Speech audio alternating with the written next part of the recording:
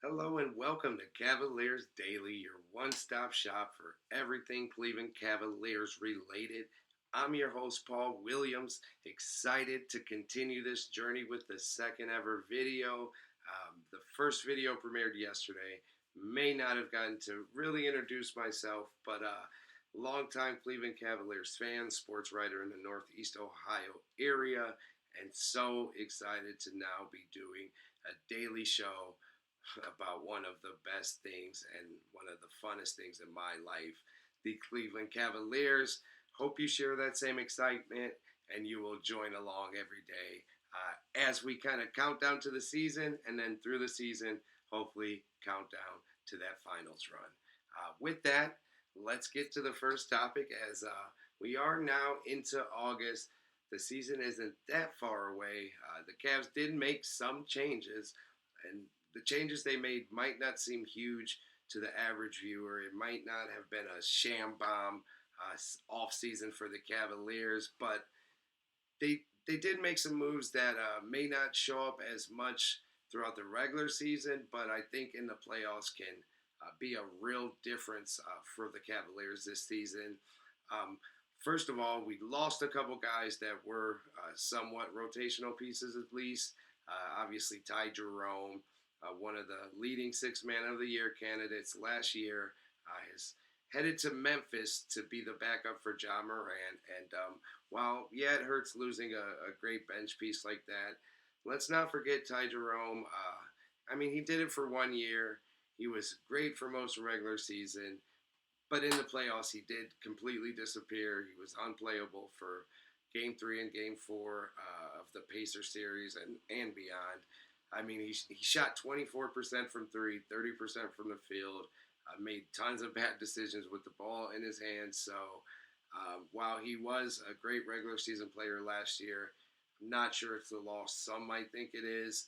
We also lost Isaac Okoro, a former first round draft pick of the Cleveland Cavaliers. But with losing Okoro, I think we picked up what is the key to me not feeling bad about losing Ty Jerome at all, and that's the trade we made for Lonzo Ball. Probably heard of him from the Ball brothers fame. Lonzo is the oldest brother, a former second overall draft pick with the LA Lakers. There was a time where people thought he was the future of the NBA. Injuries have derailed that more than just a little bit, as he's only played 35 games in the last 3 seasons, and those all came in this last past season with the Chicago Bulls. So, I mean, when I say that, that probably doesn't get you very excited about it. But if you know Lonzo Ball and you know his game on the court, I don't think there's a better fit for a backup point guard for a championship level team like the Cavaliers, especially with two guards who can obviously facilitate and run the offense, especially Darius Garland. But they also play well off the ball, and they also can score the ball. And I don't think you could find a better fit as a backup to that than Lonzo Ball. So bringing him in, barring any health or at least serious health issues, I think he's the type of player that can be a real difference when it comes playoff times. And kind of like Alex Caruso for OKC this past year, um, he might not be the superstar of the team, but that's not always the player that pushes you over the top when it matters the most in the playoffs. And I really think Lonzo Ball, with his size at 6'7", his defense can guard anyone on the perimeter, and the way he facilitates the ball so willingly. He's not worried about getting his shot. He's pretty much the exact opposite of Ty Jerome, and I think that's a good thing for the Cavs. We also added Larry Nance Jr., a former Cavalier, and just Cavaliers are in his blood. As he grew up here, his father, Larry Nance, is somewhat of a Cleveland legend. So bringing Larry Nance back is also, to me, an exciting move that doesn't get talked about as much as I think it should.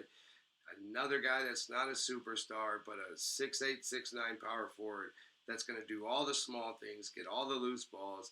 He can guard up and down, whether it's a 3, 4, or 5. He can switch, and now he can seriously hit the three-point shot. He shot 44% last year, over 40 the year before that. Given he only played 85 games due to injury, and shot about 3.5 3-pointers a game. Having that type of threat in replacing maybe Jared Allen, who at times in the playoffs look lost. You have a Larry Nance out there who can provide the same defense and rebounding, but now can be a real threat to knock down the 3-point shot. That can do a lot for this offense. And I think the addition of Larry Nance and the addition of Lonzo Ball will be huge, as well as some younger guys that I think could play a part this year, like Jalen Tyson. Yeah, he isn't a new addition, but he could be a part of an improved Cavs team next offseason. So I am excited about that. And as far as the Cavs offseason goes, that all came on the back of a very heartbreaking loss to the Indiana Pacers in the second round of the playoffs. And yeah, it's never going to feel good, or I guess be a good thing when you lose in the second round of the playoffs as the number one seed and one of the top 2 or 3 favorites to win a championship. But I mean, I don't know if it's as doom and gloom as people have made it seem. Yeah, the Cavs ran through the regular season 64-18, broke all type of records. Um, we know what happened. We know in the playoffs they just didn't get it done. I mean, Indiana, they were playing outrageous basketball, and I mean, people don't want to highlight this, but when you have injuries, whether it's a guy missing a game or two, or a guy gutting it out but being gimpy and not being himself, that does matter. And most of the time, that does determine who's going to make that NBA Finals run. And it's unfortunate, but Darius Garland was a shell of himself when he did play, and he also didn't play a couple games. Evan Mobley missed a huge game, came back, was still solid, but just wasn't fully himself. DeAndre Hunter, he wasn't himself after missing a game in that series. I mean, that's half of your top 6 right there. So, I mean, there's reasons beyond that, obviously. The Pacers also outplayed the Cavs at times, but I just think that our playoff loss wasn't as bad as some people have made it seem. And if you think about the history of the NBA, there's not many teams that don't go through those type of bumps and bruises and ups and downs until they finally get over the hump. That's kind of how it goes in the NBA. If you think back to recent champions, I mean, OKC, they had a couple tough playoff losses before they got their championship. But even better examples like the Denver Nuggets. I mean, I can't count how many times they fell short in the second round or in the third round, and they should trade Jamal Murray. Do they break up their core? And they stuck it out. They made small moves around the edges, and they ended up winning the championship. Even the Celtics, I mean, they've been to the Eastern Conference Finals, to the finals, lost in the second round. They've been through all that in the past 8 years, and they only have one championship to show for that, and that was just over a year ago. So they went through a ton before they were able to win their championship as well. Same with the Giannis-led Bucks. The year they won it, that came on the heels of them almost breaking up the team, bringing in Drew Holiday, and going through years and years of growing pains. I mean, it's kind of how the NBA works. And I just see the Cavs loss last year as more as a step to the next level for a young team that is just oozing with potential. And if you really follow the NBA and watch this Cavaliers team, I don't know how you can think anything except for that's a championship level team. We might not have won it yet. We've had a tough playoff run the last couple of years, but all it takes is one run this year, one run next year. All that's erased and everything's looked at different. So I don't think this, I guess, heartbreaking loss to the Pacers is nearly as bad as it felt when it happened. And I think in the long run, we won't see till April, May, and June of next year. But I think we might look back at that playoff loss, and especially that heartbreaking game two, as something that was needed as maybe the last step in that title run that the Cavs, I don't know, this core has more than enough potential to make. So that's that's just some thoughts on the playoff loss and maybe another way to view it. But either way, whatever the Cavs are going to do this year, the success they're going to have, there's one player that really is going to play a huge part in that, and that player is none other than the reigning defensive player of the year, Evan Mobley. I guess it may not be totally fair to ask the reigning defensive player of the year, an all second team guy who averaged nearly 19 points, over 9 rebounds, over 3 assists, to ask him to do more or take a next step. But he did all that at 23 years old. If you watch the games, you know he was great last year. He definitely did take a step, but there's just no doubt there is more for Evan Mobley. There is another step he could take, another level he could take it to, and he hasn't even touched his prime yet, but he's getting ready to approach it. And with his skill set, the way he can just impact the game in so many ways, I just feel like if he does take that next step, I don't see how he's not a bona fide top 5 MVP candidate and a superstar. He's the Batman, Donovan's the Robin. I think that's when the Cavs make a run at a couple titles, if that happens.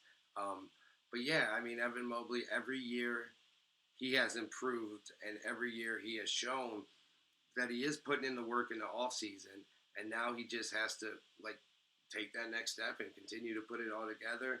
This past year, he showed how much he can do with the ball in his hands. He could run the offense. He could run the break and transition. I mean, that's a scary thought for a 7-footer, especially when he just turned 24 and has so much more room to grow. So one of my big, I guess, crazy early predictions for next year is Evan Mobley will be taken very seriously as an MVP candidate all season, and who knows, if not winning it next year, I have Evan Mobley for a top 5 finish in MVP voting next year, and health permitting, that should stay the same for years to come. And on top of Evan Mobley being a key to the Cavs' success this year, another huge indicator of where the Cavs go or how far we can take this thing is like what type of contributions do we get outside of the Big Four, especially when it matters the most. The last 2 seasons, the Cavs have had fantastic benches in the regular season. According to all the numbers, we're top 5, top 10, especially last season, offensively top 5 off the bench. We did a lot of great things, and we've had a very solid bench for the past few years, but it just seems like when we really need that bench, whether it's in big regular season games or the playoff games, they're just not always there. It felt like by the 3rd, 4th game of the Pacers series, we were going only 6 or 7 deep. And while you cut down the rotations in the playoffs, you still do need reliable bench guys at times. And that's something Cavs didn't always have last year. So with the additions of Larry Nance, Lonzo Ball, and maybe Sam Merrill taking another step in his development as a 3-and-D guy who really can play defense. And then you'll have DeAndre Hunter as long as Max Strus continues to start. Hunter, I mean, he's an 18 points per game guy. Easily could be 6th man of the year next year. So the Cavs have the pieces, especially if they get any contributions from young guys like Craig Porter or Tyrese Proctor, who dropped a 35-point bomb in Summer League this year. Of course, our first-round pick last year, Jalen Tyson, averaged 6.7 points in the Summer League. So there are a lot of guys that might step up and also be a piece to this bench. So I am confident about the bench this year. I do love the swap of Jerome and Okoro for Larry Nance and Lonzo Ball, and I think that'll pay dividends for this year's bench, and I do think that when we really need them in the playoffs time, we will see that difference, and the Cavs bench this year will come through when they need them the most. And with that, that's going to wrap up episode 2 of Cavs Daily. As I've said numerous times now, I will be here every day dropping one of these. If you ever have any ideas, any suggestions, please just drop a comment. I will respond. or I will take it into consideration. I appreciate you guys taking the time and being here with me. And yeah, I will see you tomorrow on Cavs Daily. I'm your host, Paul Williams. Till then, have a great day.